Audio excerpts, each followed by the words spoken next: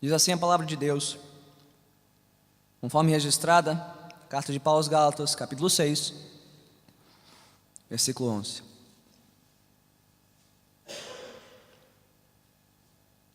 Vejam com que letras grandes eu estou lhes escrevendo de próprio punho. Os que desejam causar boa impressão exteriormente, tentando obrigá-los a se circuncidarem, agem desse modo apenas para não serem perseguidos por causa da cruz de Cristo. Nem mesmo os que são circuncidados cumprem a lei. Querem, no entanto, que vocês sejam circuncidados, a fim de se gloriarem no corpo de vocês. Quanto a mim, que eu jamais me glorie, a não ser na cruz de nosso Senhor Jesus Cristo, por meio da qual o mundo foi crucificado para mim e eu para o mundo. De nada vale ser circuncidado ou não, o que importa é ser uma nova criação. Paz e misericórdia estejam sobre todos os que andam conforme essa regra e também sobre o Israel de Deus. Sem mais, que ninguém me perturbe, pois trago em meu corpo as marcas de Jesus. Irmãos, que a graça de nosso Senhor Jesus Cristo seja com o espírito de vocês. Amém. Oremos. De fato, Senhor, mais uma vez pedimos que a Tua graça seja conosco, ao meditarmos sobre mais esta porção das Sagradas Escrituras. Que a Tua graça nos acrescente entendimento e mais convicção da mensagem da cruz. Ó Senhor, desvenda os nossos olhos, os olhos de todos aqui, para que todos nós possamos contemplar a maravilha do plano da cruz, para a nossa salvação e para a nossa consagração a Ti. Abençoe-me, Senhor, na transmissão da Tua palavra e cada um aqui no recebimento da mesma, Senhor, gerando por meio dela arrependimento, fé e obediência crescente e renovada ao Senhor. É o que te pedimos em nome de Cristo Jesus. Amém e amém. Podemos sentar.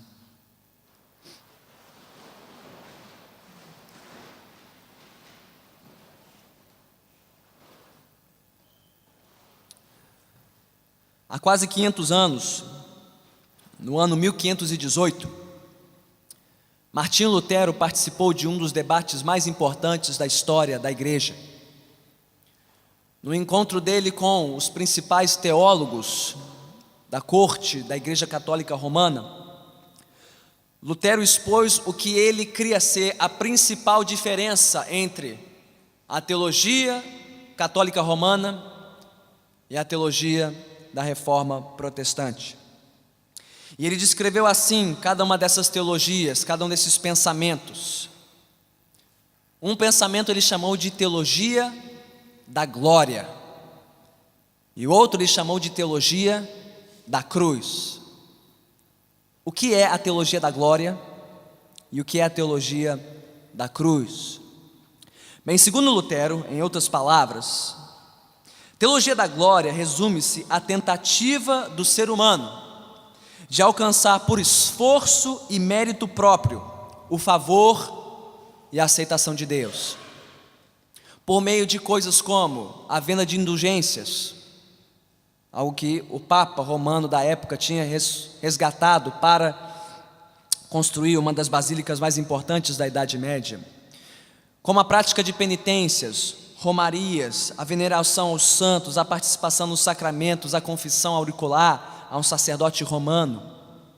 Lutero resumiu tudo isso como teologia de glória, o pensamento de que o homem pode, por meio dos seus próprios esforços, da sua religiosidade, alcançar o favor e o perdão de Deus.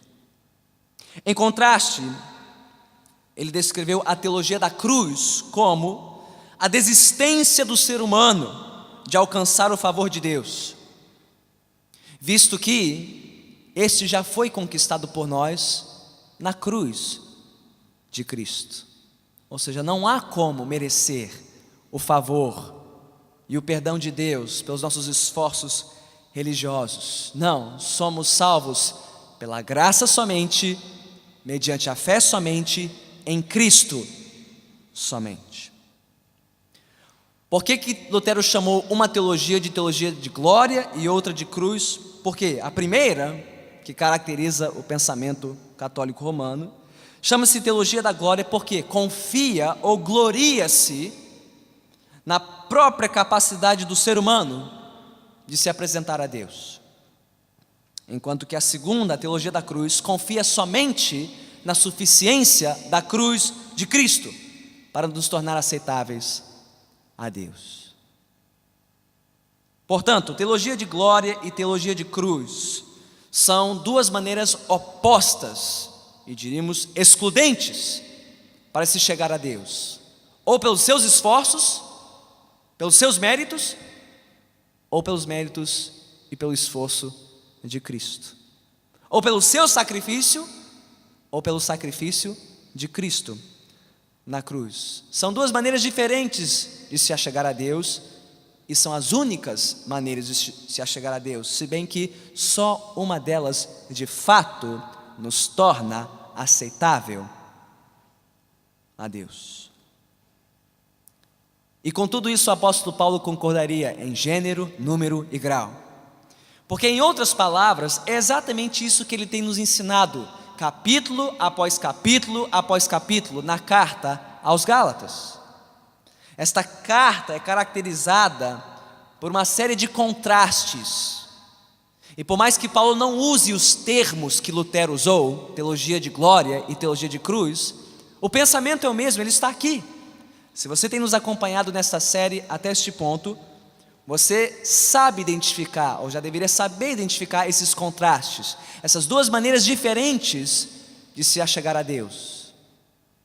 No caso, Paulo fala sobre o caminho da circuncisão e o caminho da cruz, o caminho da lei e o caminho do Espírito, o caminho do esforço próprio e o caminho da graça, o caminho da confiança em si e o caminho da confiança em Cristo.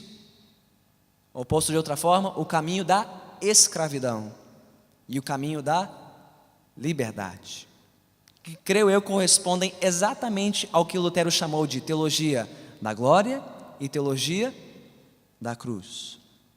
E Paulo traz tudo isso à tona na conclusão da sua carta. Esses últimos 8 versículos que nós lemos formam uma espécie de resumo dos argumentos e dos temas principais da carta, mas também uma conclusão poderosa. É como se Paulo fizesse o papel aqui de um advogado, de um promotor perante um júri e um juiz, fazendo a sua última defesa, a sua última fala ao final de um julgamento. E aqui ele resume os seus argumentos principais neste processo que ele tem movido contra os Gálatas, especialmente contra os judaizantes que perturbavam a paz dos Gálatas, e clamando para que eles tomassem o caminho da cruz e não o caminho da circuncisão, ou nas palavras de Lutero, abandonassem a teologia da glória e abraçassem a teologia da cruz. E como é que ele faz isso? Bem, olhe para o texto comigo. Creio eu que esta conclusão se divide naturalmente em 3 partes. Nos versículos 11 a 13, Paulo faz um alerta final sobre a falsa glória da circuncisão. Nos 3 versículos seguintes, 14 a 16, ele faz um convite final quanto à verdadeira glória da cruz. Aqui está o contraste: uma glória falsa e outra verdadeira, a circuncisão e a cruz.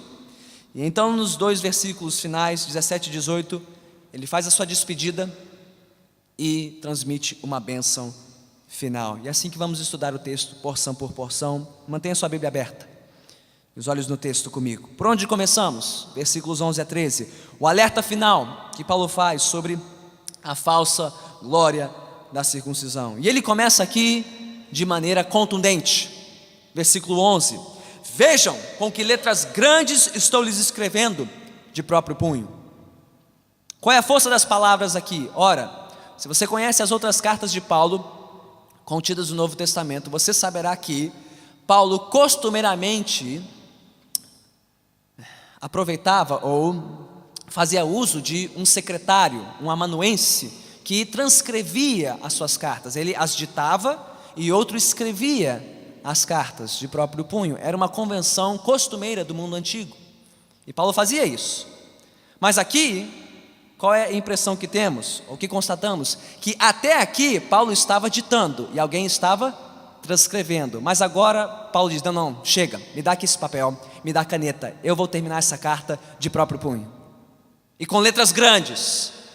Para quê? Para que quando essa carta chegasse nas mãos dos Gálatas e fosse lida e mostrada à congregação, eles vissem que os últimos versículos se destacavam. Letras maiores, uma escrita diferente. É o próprio apóstolo agora que toma a pena em mãos para dar o recado final. Isso aqui dá um tom mais severo e urgente às suas últimas palavras. É o seu último alerta. E Paulo quer que o seu apelo seja conclusivo, que não haja mais dúvida sobre as únicas duas alternativas perante os Gálatas. Então vejam, olhem, ao lerem esta carta, que alguém mostre essa carta para vocês, e vocês vejam a minha letra, garrafal, de próprio punho. Tamanha urgência deste apelo, deste alerta e deste convite.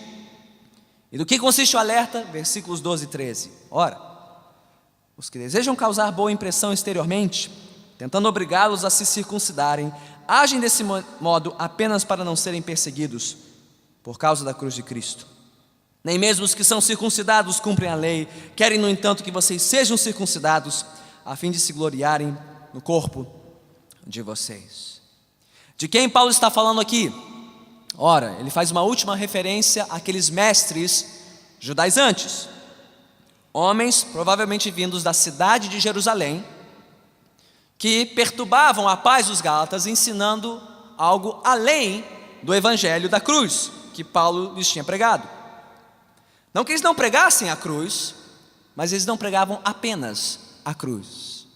Eles pregavam a cruz também, mas junto com a cruz, circuncisão. Dizendo provavelmente algo assim: não, Paulo lhes pregou o começo do evangelho, mas não lhes deu a conclusão. Sim, vocês precisam da graça. Sim, vocês precisam crer em Jesus. Mas para serem membros plenos do povo de Deus, tal qual Abraão e os seus descendentes, vocês também precisam ser circuncidados.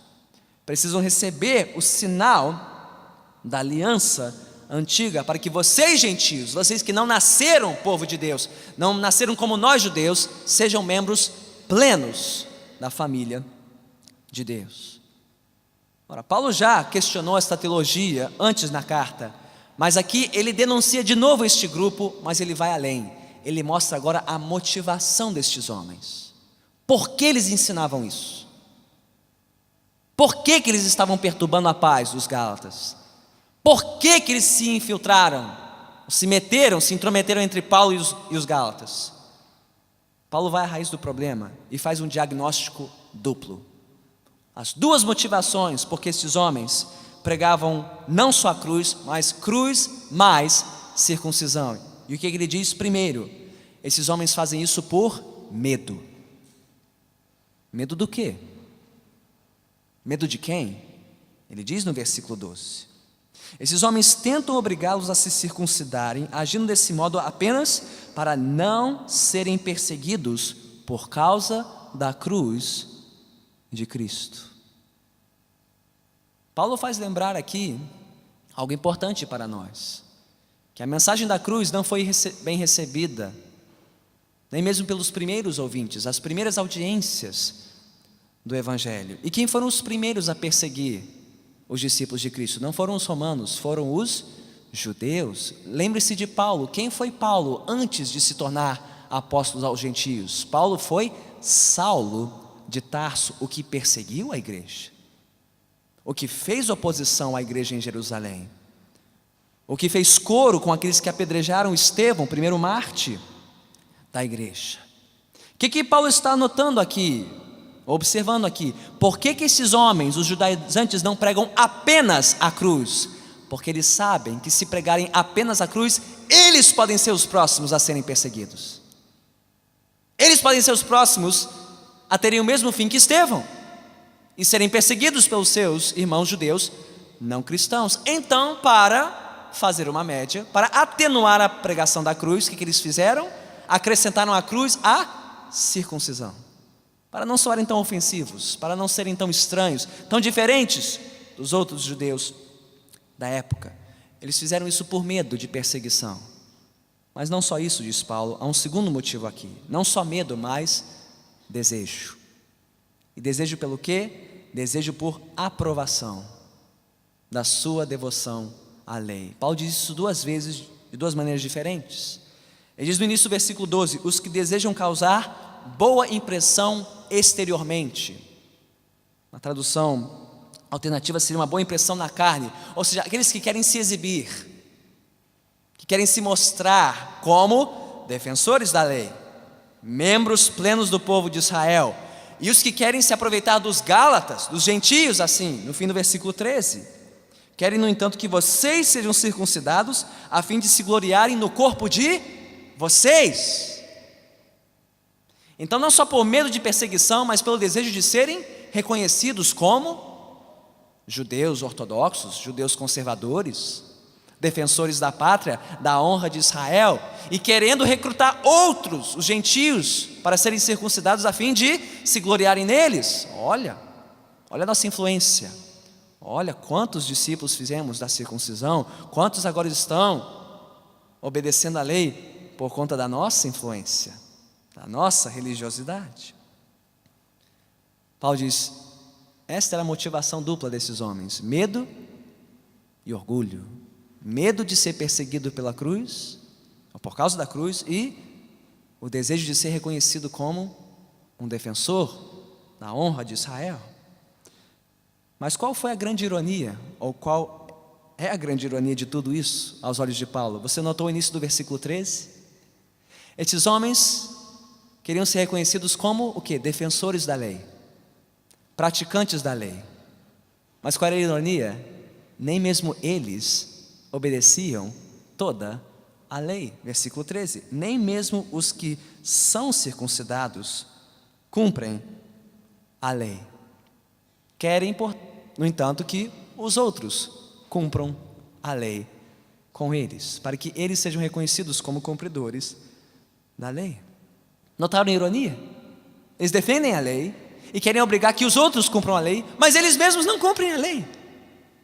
Ou seja, eles estavam oferecendo uma base supostamente mais segura e mais firme para a salvação dos Gálatas, mas ao invés disso estavam comprometendo a segurança e a firmeza da salvação dos cristãos na Galácia, substituindo o quê? A suficiência da cruz pela insuficiência da circuncisão. Paulo já mostrou isso no capítulo 3, versículos 10 a 12. Quem quer obedecer a lei tem que obedecer toda a lei. Ele mostrou isso no capítulo 5, versículos 2 a 4. Ora, quem quer ser circuncidado abandonou Cristo. É uma coisa ou outra. Você não pode ser salvo por Cristo e pela circuncisão. Não pode. Pela obediência de Cristo e pela sua obediência. Não, é um ou outro. Esses homens estavam se gloriando da circuncisão, se gloriando da sua religiosidade, da sua adesão à lei. Mas no final, Paulo mostra, essa era uma glória vã, vazia, sem fundamento. Os judaizantes queriam elevar os gentios a um pedestal de religiosidade. Na verdade, eles estavam condenando-os a um calabouço de perdição, de miséria espiritual. E meus irmãos, é isso que acontece com todo aquele que foge da cruz. É isso que acontece com todo aquele que por medo da cruz quer se gloriar em qualquer outra coisa que não seja a cruz de Cristo. Alguns, como os judaizantes, se orgulham, se vangloriam, se gloriam da sua própria religiosidade, seja ela evangélica ou não. Alguns fazem muito do fato de serem cristãos reformados, ortodoxos, de frequentarem uma igreja séria, de terem uma teologia correta, de serem pontuais, de serem domingueiros, de serem pessoas, o quê? De lei, de ordem. Há muitos que pensam assim fora de uma igreja evangélica também, que fazem muito da sua devoção, da sua religiosidade, achando que por isso serão aceitos por Deus. Por quê? Fazem caridade, são solidários, fazem suas preces. Alguns se gloriam da sua religiosidade, outros se gloriam da sua moralidade, da sua boa vontade. Se acham pessoas de bem, não são qualquer tipo de cidadão, não vão com a maré. Outros se orgulham da sua competência, suas conquistas, suas habilidades, se orgulham de onde chegaram na vida, trabalhando, estudando, ralando, pagando preço, e por isso têm razão para estufar o peito, encher a boca e dizer que chegaram lá, pela sua força, pelo seu mérito. Outros ainda se gloriam da sua própria sinceridade, da sua própria honestidade. Seja o que for, todo ser humano se orgulha e se gloria de alguma coisa. E aqui está a lição importante: aquilo do qual você se orgulha é a sua religião. Aquilo do qual você se orgulha é a sua religião.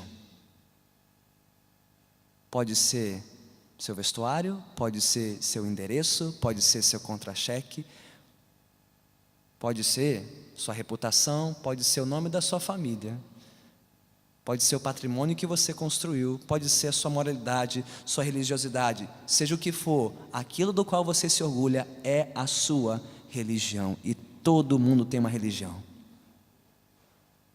Quer essa religião seja praticada dentro de um templo ou não.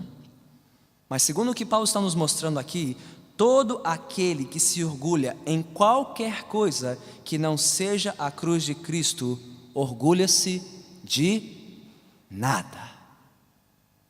Nada. Por quê? Porque nada, salvo a cruz de Cristo, nos torna favoráveis e aceitáveis aos olhos de Deus. Paulo que o diga, não? Ele trilhou esse caminho. Ele foi um que se gloriou da sua religiosidade. Ele foi um defensor do judaísmo. Ele foi um que fez muito do fato de ser judeu, circuncidado ao 8º dia, da tribo de Benjamim. Mas quando ele se deparou com a cruz, com a mensagem da cruz, tudo aquilo do qual ele se orgulhava e se gloriava, de repente se tornou nada. Ou como nada, ou pior que nada.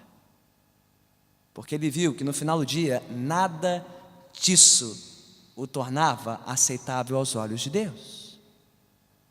Então esse é o alerta de Paulo, o seu alerta final. Estes homens que estão perturbando a sua paz, esses que estão se infiltrando na igreja, esses que estão ensinando a mensagem de cruz mais circuncisão, estão se gloriando, estão se gabando do que não é digno do orgulho humano. Aquilo que não é digno de glória, daquilo que não salva, não torna ninguém aceitável perante Deus. Porque pensando que estão obedecendo a lei e defendendo a lei, eles ignoram o fato de que não cumprem toda a lei e por isso não podem ser aceitos por Deus. Então a pergunta é: tudo bem, Paulo, se nós não vamos nos orgulhar e não vamos nos gloriar disso, do que vamos nos orgulhar? Se esta não é a religião verdadeira, qual é a religião verdadeira, Paulo? Do que eu devo me gloriar? Paulo responde nos versículos 14 a 16. E aqui ele faz o seu convite, em forma de testemunho próprio. Versículo 14: quanto a mim, que eu jamais me glorie, a não ser na cruz de nosso Senhor Jesus Cristo. Tremendo. Tremendo. Porque numa frase só, Paulo faz duas coisas. Primeiro, ele nos mostra daquilo que nós devemos, daquilo que não devemos nos gloriar. Porque se alguém se gloria na cruz de Cristo, consequentemente não está se gloriando daquilo que o mundo se gloria. E do que o mundo se gloria, meus irmãos? Como é que as pessoas que não conhecem a cruz que não seguem a Jesus se identificam, do que elas se orgulham, do que elas falam. Você quer saber sobre o que alguém se orgulha? Basta ouvir essa pessoa falar. Se ela só fala sobre dinheiro, trabalho, patrimônio, este é o Deus desta pessoa. Se ela só fala em amor, em romance, em felicidade, no relacionamento, aí está o Deus desta pessoa. Do que as pessoas se orgulham neste mundo? Do que, meus irmãos? Felicidade aonde? No amor, no dinheiro, no trabalho. Paulo está dizendo, não. Quem quiser se gloriar, não se glorie naquilo que o mundo se gloria, mas glorie-se nisto. Glorie-se naquilo no qual o mundo nunca se gloriaria, que é a cruz de Cristo. Por quê? Por que o mundo nunca se gloriaria numa coisa dessa? A cruz de Cristo. Porque aos olhos do mundo, há alguma glória na cruz? Existe alguma glória? 2000 anos depois, você encontrará cruzes em abundância neste país, de todas formas, de toda espécie. Não, cruzes viraram amuletos, bijuteria, peças de decoração, né?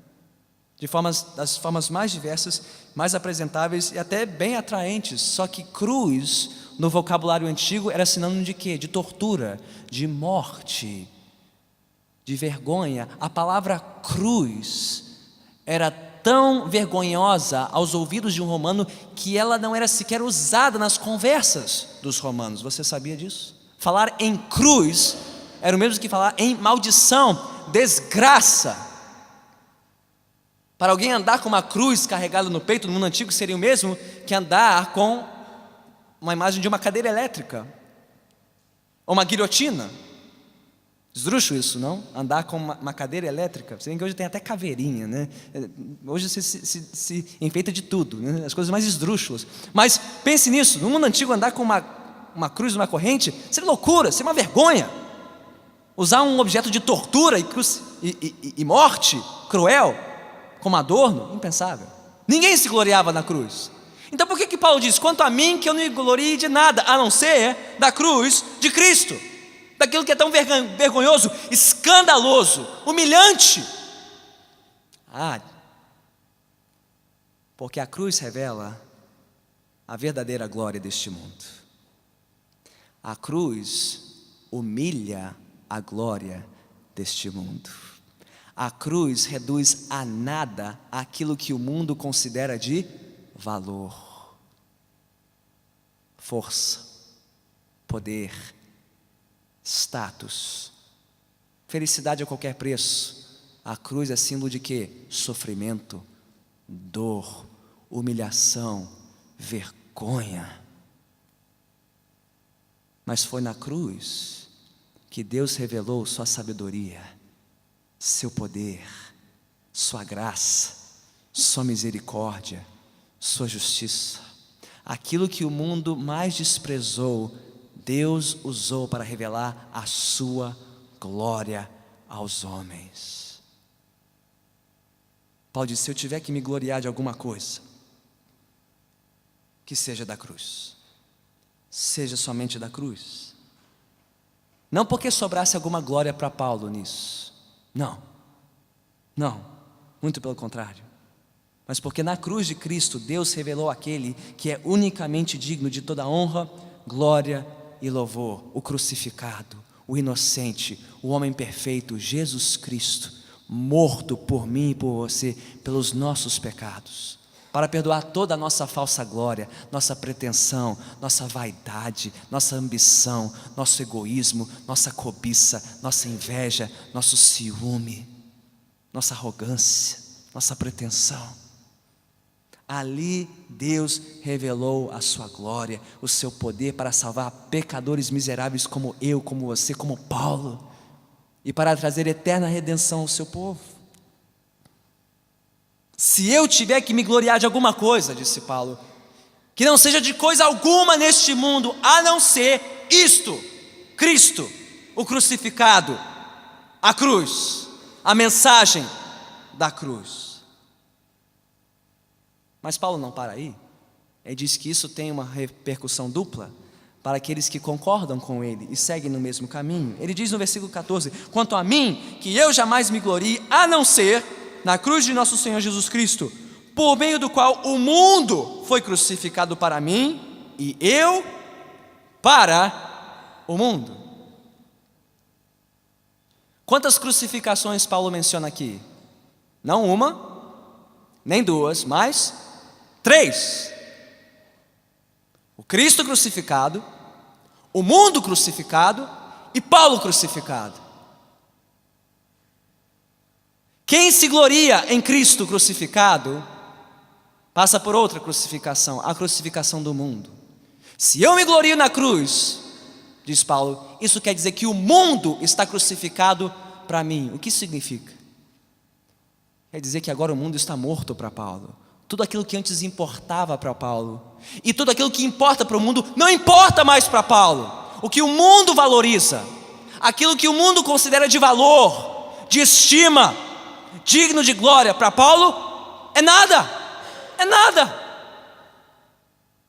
Ser reconhecido, ser aplaudido, ser benquisto, o que o mundo busca e o que o mundo deseja para quem conhece a cruz é nada, é nada. Quem se gloria da cruz, o mundo está crucificado, está morto, não importa mais para nós. E nós não corremos atrás das coisas que o mundo procura. Mas, em compensação, nós agora também estamos crucificados para o mundo. Se o mundo não importa mais para nós, então nós não importamos mais para o mundo. O mundo já não nos considera mais de valor. O mundo já não olhará mais para nós com os mesmos olhos. E quem sabe, o mundo fará conosco o mesmo que fez com Cristo e o mesmo que fez com Paulo. Porque se nós não importamos mais para o mundo, se o mundo não dá mais a mínima para nós, porque nós não damos mais a mínima para o que o mundo valoriza, então a cruz de Cristo se tornará a nossa cruz. Quem se gloria na cruz de Cristo, diz Paulo, agora enxergará isso. O mundo está crucificado para nós e nós para o mundo. Por quê? Versículo 15. Paulo dá razão. Porque de nada vale ser circuncidado ou não.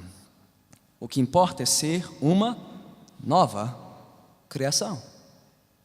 O que uma coisa tem a ver com outra? Paulo mudou de assunto aqui? Não. Paulo está no mesmo pensamento. Ele está no mesmo argumento. Bem, se as coisas que importam para o mundo não importam mais para alguém que se gloria na cruz, então o que o mundo considera de valor não é mais valoroso para nós. Ser circuncidado ou não, ser reconhecido como uma pessoa religiosa ou não, defensor da lei ou não, não importa. Porque não importa mais a aparência externa. O que importa agora é uma nova realidade interna, é ser uma nova criação. E qual é a marca de uma nova criação, senão que você não mais se comporta como uma velha criatura? Você não pensa da mesma maneira, você não valoriza as mesmas coisas, você não busca as mesmas coisas que buscava antes de conhecer a Jesus, antes de ouvir falar da cruz. Aquilo não importa mais.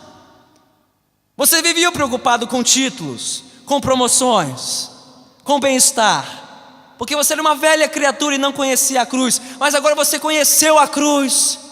Você se rendeu ao crucificado, você é uma nova criatura, então as coisas que te causavam desejo e prazer neste mundo não importam mais, porque quem está em Cristo é uma nova criatura, as coisas antigas passaram, eis que tudo se fez novo.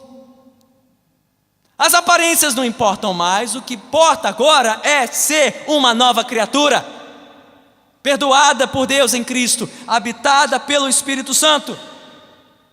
Você não mais pertence à velha criação e a presente era perversa, porque você agora é nova criatura em Cristo. Você enxerga o mundo com outros olhos. Deus me ensinou isso de uma maneira surpreendente quando eu tive meu primeiro filho.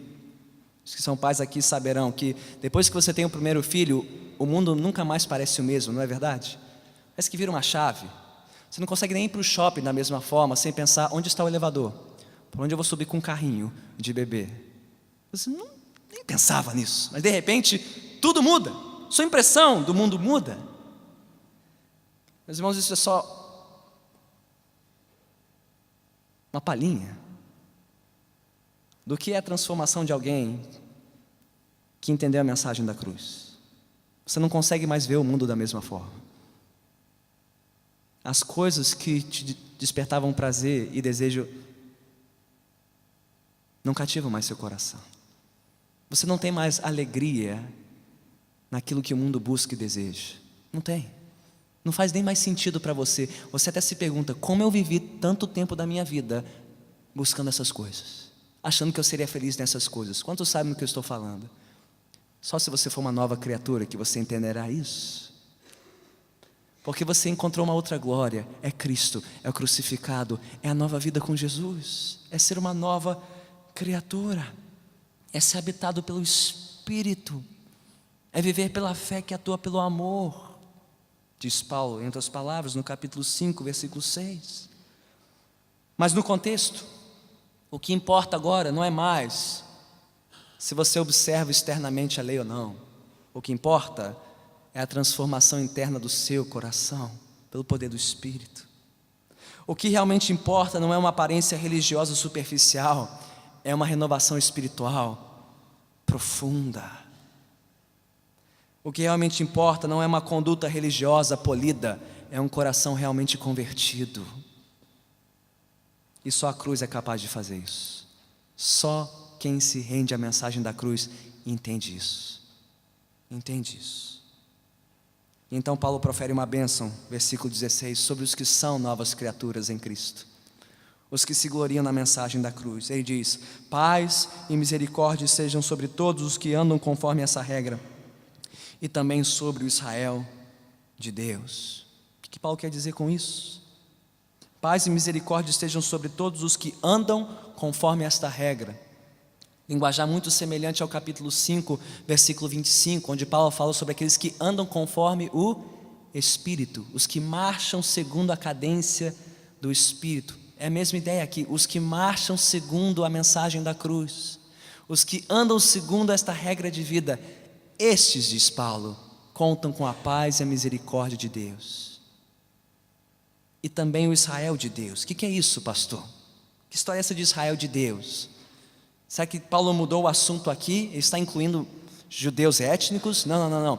Paulo não está pregando outra mensagem aqui. Quem é o Israel de Deus é o Israel espiritual.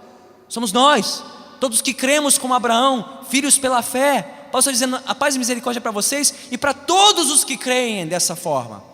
Todos que são novas criaturas em Jesus, todos que creem no Evangelho, todos que se gloriam na cruz, todos os que são o verdadeiro Israel. Não este da circuncisão, mas este do coração, pela fé em Cristo. Sobre estes, Paulo diz, paz e misericórdia. Quanto aos outros, Paulo já falou sobre os outros. Ele já declarou ira e juízo sobre os outros, não? Que sejam condenados, amaldiçoados, os que não seguem essa regra. Mas os que seguem, paz e misericórdia. É assim que Paulo revela esse contraste absoluto entre a glória da cruz e a glória da circuncisão. É um contraste tão nítido quanto noite e dia, luz e trevas. É o caminho do comportamento religioso versus o caminho do coração piedoso. O caminho da aparência externa comparado ao caminho da renovação interna. É o caminho da aprovação do mundo. Os que seguem o caminho da circuncisão, da religiosidade, de ser uma boa pessoa, serão aprovados pelo mundo, mas serão reprovados por Deus. E os que seguem o caminho da cruz serão reprovados pelo mundo, mas aprovados por Deus, paz e misericórdia. Um caminho leva a ira e juízo, o outro leva a paz, misericórdia e salvação. Os dois caminhos expostos por Paulo, portanto, são mutuamente excludentes e são os únicos dois caminhos propostos a nós. E cada um neste lugar, nesta noite, tem que optar por um ou outro. Ao final desta noite, ao final deste sermão, você terá que escolher um desses dois caminhos, ou o caminho da cruz, ou o caminho da circuncisão. Ou do que importa para esse mundo, ou do que importa para Cristo. ou se gloriar na cruz, ou fugir da cruz. Mas antes que você tome sua decisão, você precisa saber de mais uma coisa. É o que Paulo diz nos versículos 17 e 18. E é algo glorioso, glorioso. É a sua despedida e a sua bênção final. A despedida está no versículo 17. O que ele diz? Sem mais, que ninguém me perturbe, pois trago em meu corpo as marcas de Jesus. Não menospreze a simplicidade destas poucas palavras. Porque antes de se despedir dos Gálatas e antes de dar a bênção final, Paulo lembra de um detalhe importantíssimo. Paulo disse que só se gloriava na cruz. Se lembra disso? Paulo disse que, portanto, o mundo estava crucificado para ele e ele para o mundo. A pergunta é, Paulo, como é que eu sei disso? Como é que eu sei, Paulo, que você não está falando apenas da boca para fora? Como é que eu sei que você vive pelo que você prega, Paulo? Ele dá a resposta: que ninguém me perturbe, porque eu levo no meu corpo as marcas de Jesus. Do que Paulo está falando?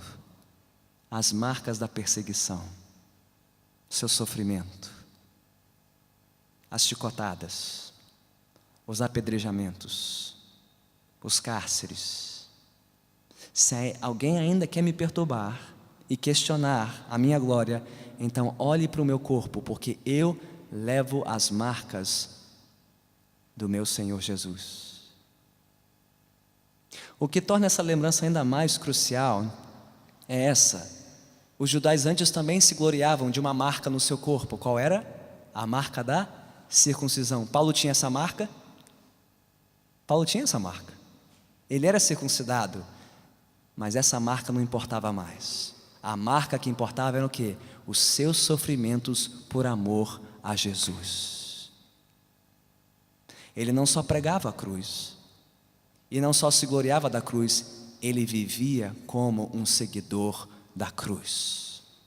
A linguagem aqui de Paulo é extremamente semelhante àquela de Jesus, quando ele disse aos seus discípulos: quem quiser vir após mim, negue-se a si mesmo, tome diariamente a sua cruz e siga-me.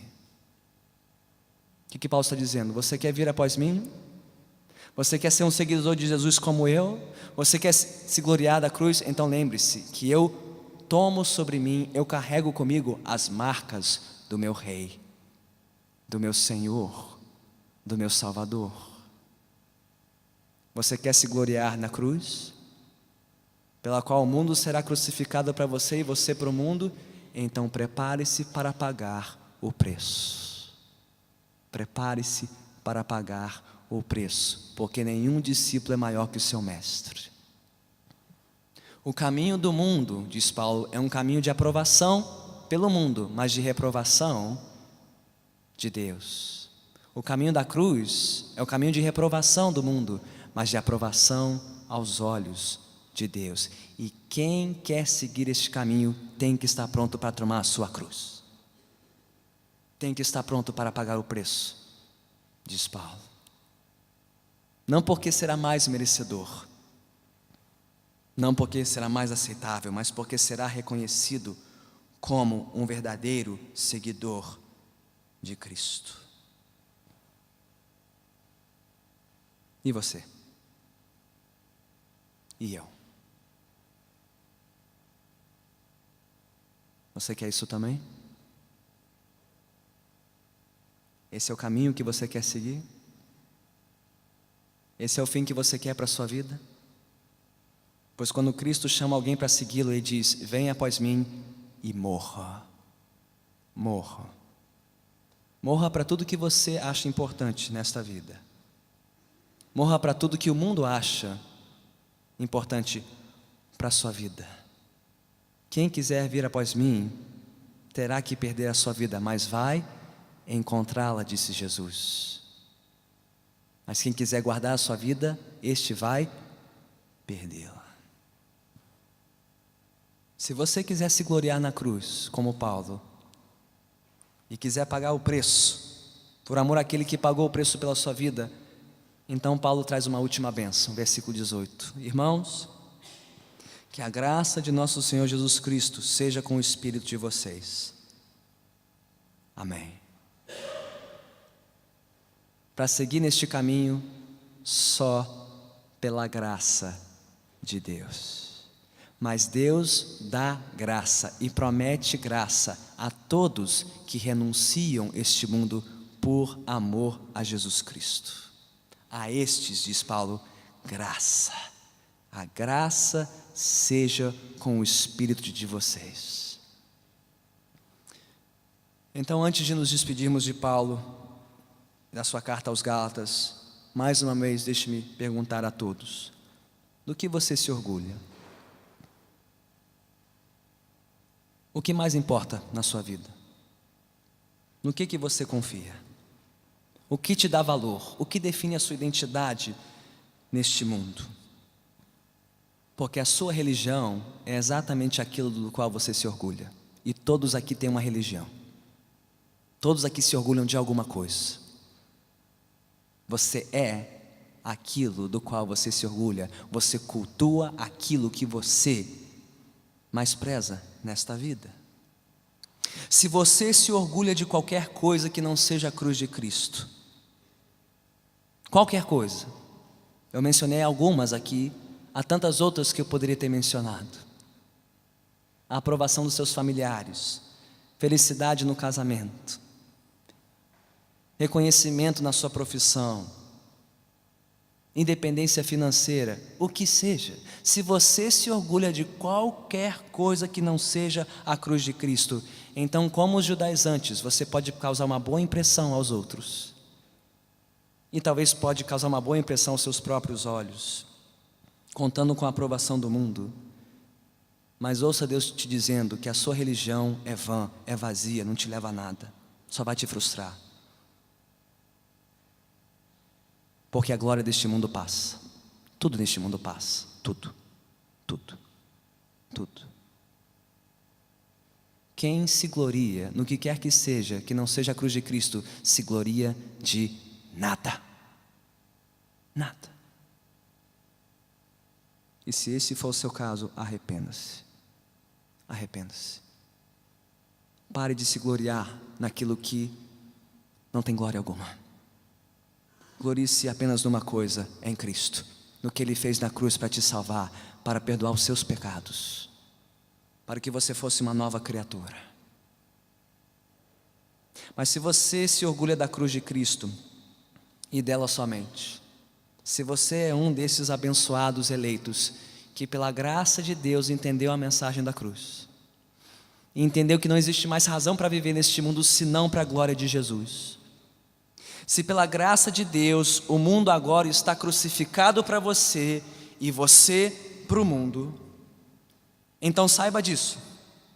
Por mais que o mundo te reprove, por mais que o mundo te rechace, por mais que o mundo se oponha a você, por mais que o mundo te recuse, por mais que o mundo faça pouco de você e te envergonhe, e te humilhe, e te despreze,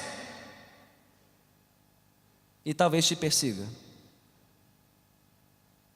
Deus promete muito mais e muito melhor. Deus promete a paz dele, com misericórdia e graça.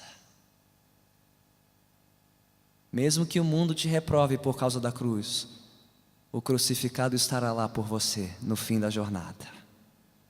Se você não se gloriar em mais nada a não ser na cruz de Cristo e nele somente.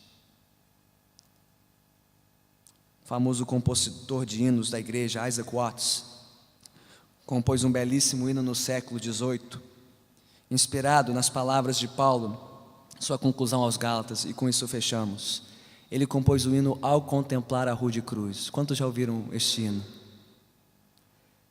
Ele escreveu os seguintes versos: Ao contemplar a rude cruz, em que por mim morreu Jesus, minha vaidade e presunção eu abandono em contrição.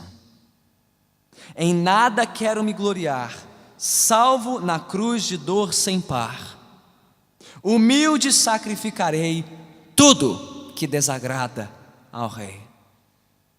De sua fronte, pés e mãos, vem um amor que faz irmãos. Unem-se nele dor e amor, a coroar o Redentor. Se eu fosse o mundo lhe oferecer, ele o iria desprezar. Seu grande amor vem requerer minha alma, a vida e todo o meu ser. O grande amor de Cristo crucificado requer de você a sua alma, a sua vida e todo o seu ser. Vamos orar.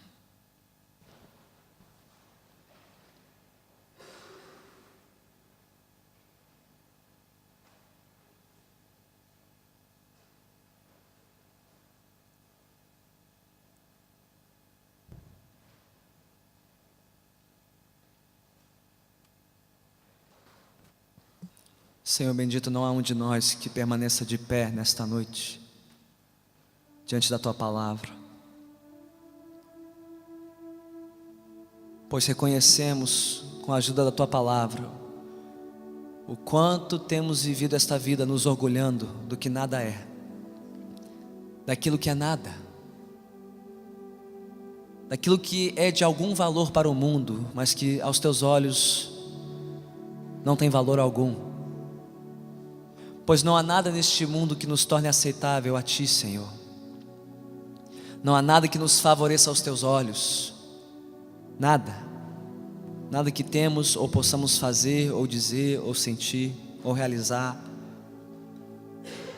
Tudo isso é nada diante da cruz. Diante daquele que, sendo o Rei da glória, deixou o seu lugar de glória para morrer por nós pecadores. Ó Senhor, com o auxílio da Tua graça, ajude-nos todos nesta noite a renunciarmos tudo que este mundo valoriza, tudo que temos valorizado, que não seja a cruz do nosso Senhor Jesus Cristo. Perdoe-nos, Senhor, nossa presunção, nossa vaidade, por pensarmos tanto de nós mesmos e deste mundo que nos cerca, e tão pouco de Cristo, tão pouco daquele que deu a sua vida pela nós. Perdoe-nos, Senhor, perdoe-nos, e pela Tua graça, ensine-nos a nos gloriarmos somente na cruz. Se tivermos que nos gloriar de qualquer coisa, que seja somente em Cristo e Ele crucificado por nós e pela nossa salvação. Pela Tua graça nesta noite, Senhor, faz-nos compreender isso e nos rendermos a esta mensagem. E se houver entre nós aqueles que pela primeira vez estão contemplando a mensagem da cruz e se rendendo a ela, que a partir deste dia nunca mais consigam enxergar este mundo da mesma forma, que saiam deste lugar nesta noite entendendo que agora o mundo está crucificado para nós e tudo que ele valoriza, e nós agora estamos crucificados para este mundo.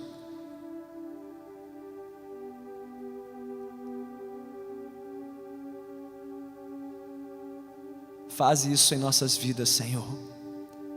Opera esta transformação em nossos corações, para que não mais vivamos como velhas criaturas pertencentes a esta era perversa, mas como novas criaturas em Cristo, como novas criaturas em Jesus Cristo, pelo poder do Teu Espírito. Ó Senhor, faz-nos gloriar somente na cruz. Faze com que nos gloriemos somente na cruz. Aconteça o que nos acontecer nesta vida, quer o mundo nos reprove, nos rechace, nos recuse, ou coisa pior, que nós nos gloriemos somente na cruz de Cristo Jesus, somente na cruz de Cristo Jesus, e em nada mais, em nada mais, em nada mais. Faz isso por mim, Senhor. Faz isso por todo aquele que hoje se rende à mensagem da cruz, que volta para a mensagem da cruz. Que a tua paz, que a tua misericórdia, que a tua graça seja com o espírito de todos que se rendem à mensagem e à glória da cruz nesta noite. É o que eu te peço em nome de Cristo Jesus. Que todos que assim concordam digam amém.